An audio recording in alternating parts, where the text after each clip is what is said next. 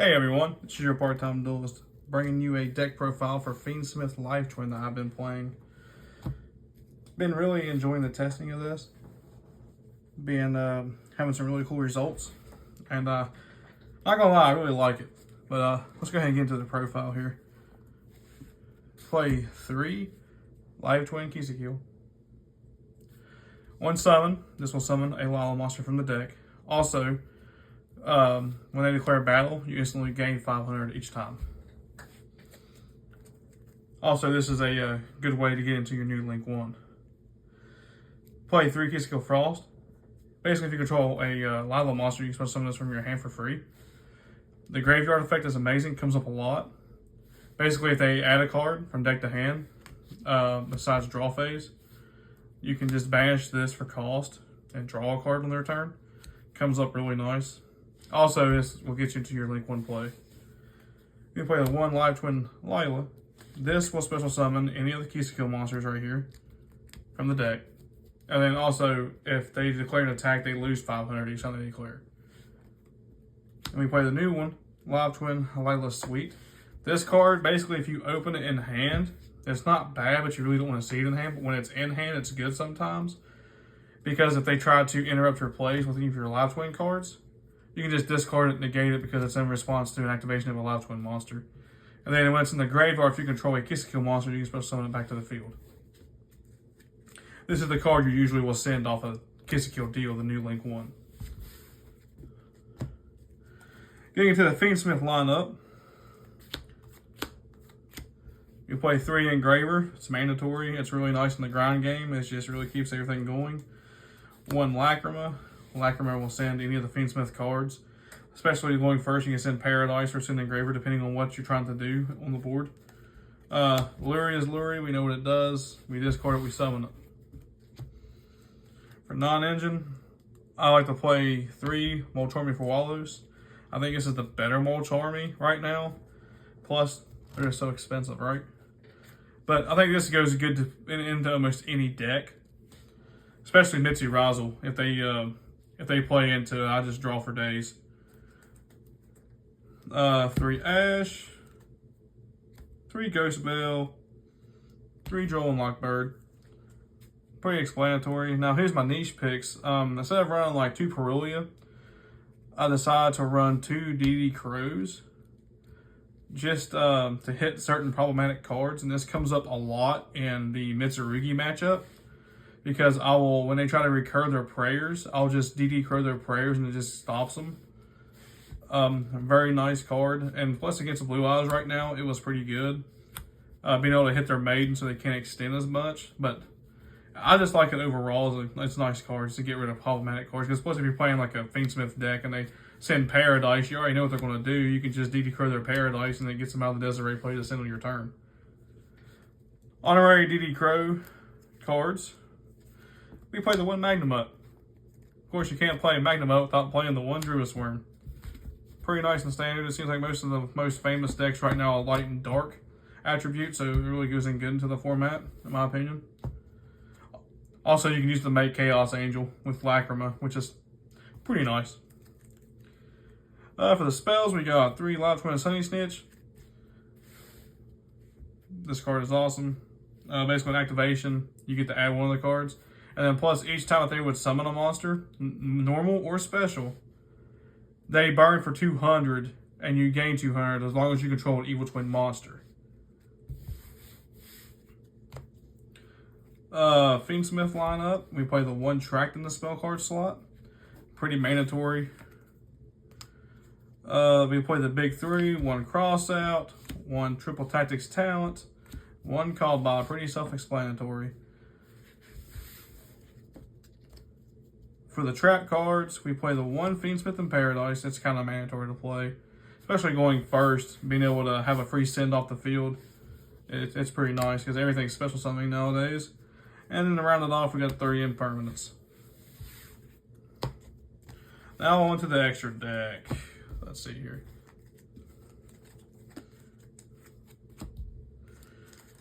We play 1 deal. Basically, when you make deal, its send effect is for cost.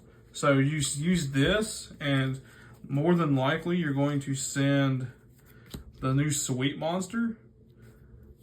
That way you can extend your plays and go into your Link 2s.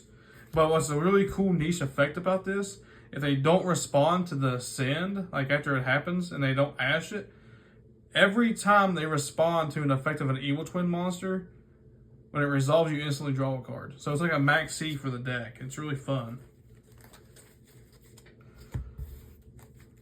Then, of course, we play Requiem for Fiendsmith. Play Muttcracker. This does come up sometimes in some matchups.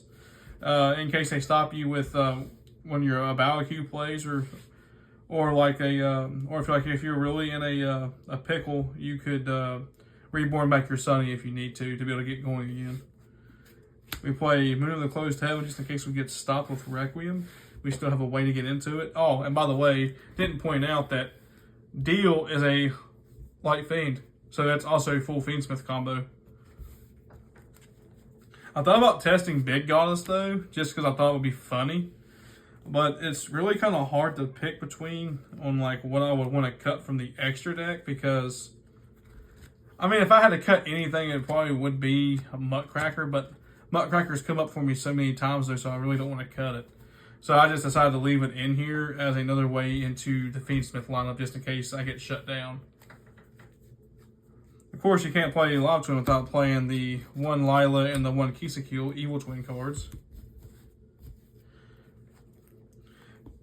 Still for Link 2s, we play one Fiendsmith Sequence. Sequence is a card, man. It is a great card. I love it. It's probably one of my favorite Fiendsmith cards in the whole entire game.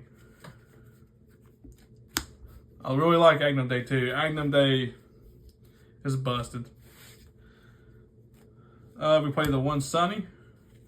Sunny is kind of like mandatory because, you know, you can just make your board presence really known.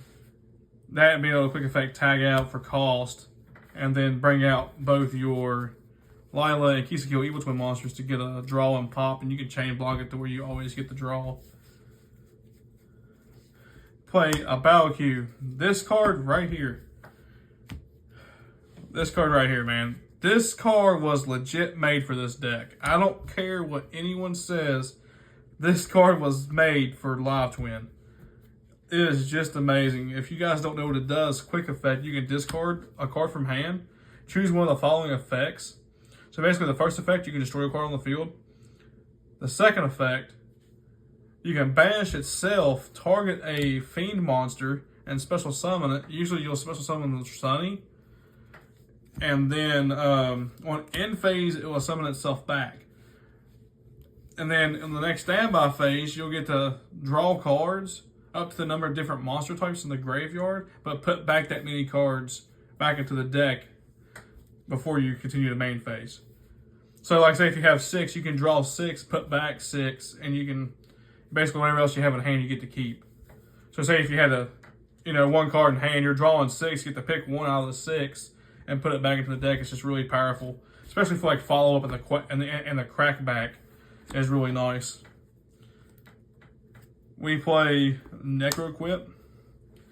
Kind of self-explanatory. We go through the line with Lacrima to be able to equip Requiem to be able to put Necroquip on board and Engraver. We play one Desiree. You have to play Desiree. It's too good of a card. We all know what it does.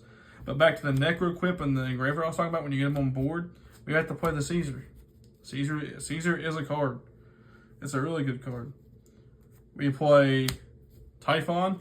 Typhon is really good in some of these decks today. I really like it. Being able to go second, break board.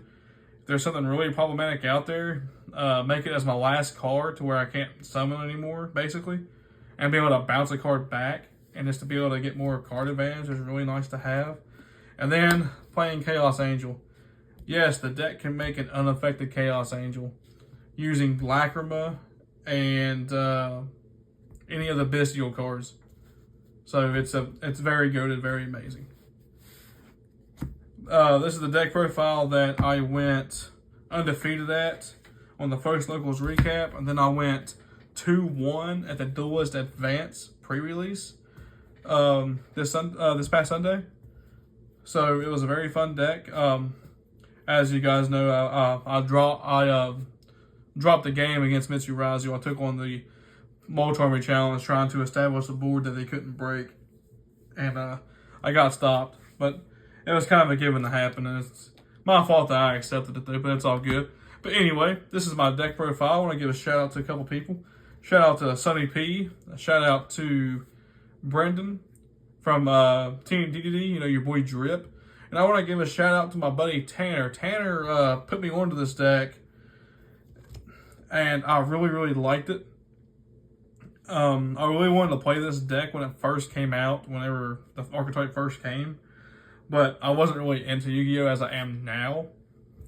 So being able to play it now with all this interactions is really, really fun. And I really do enjoy it. And, you know, give a shout out to all my homies, and I appreciate you guys. Thanks. Have a great day.